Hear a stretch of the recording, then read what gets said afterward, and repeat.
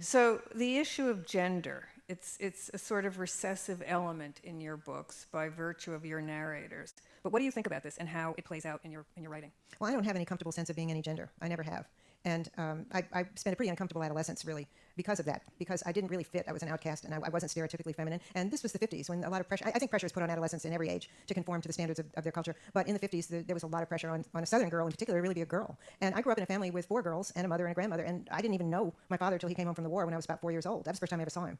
And in our world, there was no gender. There was no gender distinctions. My mother believed that we should do anything we wanted when we grew up, that we could be writers, we could be artists, we could achieve anything. She read us poetry, actually, to teach us rhythm, to give us a sense of the rhythm of language. And she was very optimistic and filled with faith, and there just wasn't anybody around saying, like, iron your brother's shirt or anything. I mean, that just wasn't happening. And when I got to be about 14, I was really rudely shocked by discovering the whole gender issue.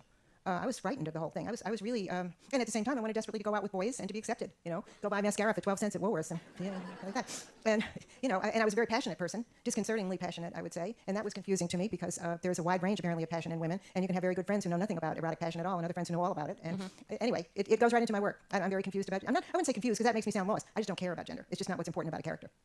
So you mentioned that, well, it is sort of, I don't know if this fits in, but it does in a way. You mentioned that Lestat is sort of your male self, that he does things that you wish you could do, but that you can't. And so my question is, well, what can't you do besides the physical constraints of being a mere mortal?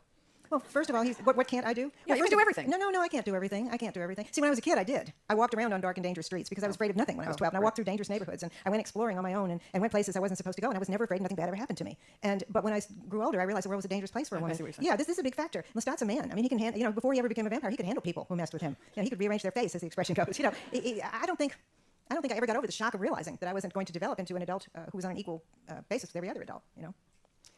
Our literature, the gay reviews of my work have been some of the most satisfying reviews I've ever read.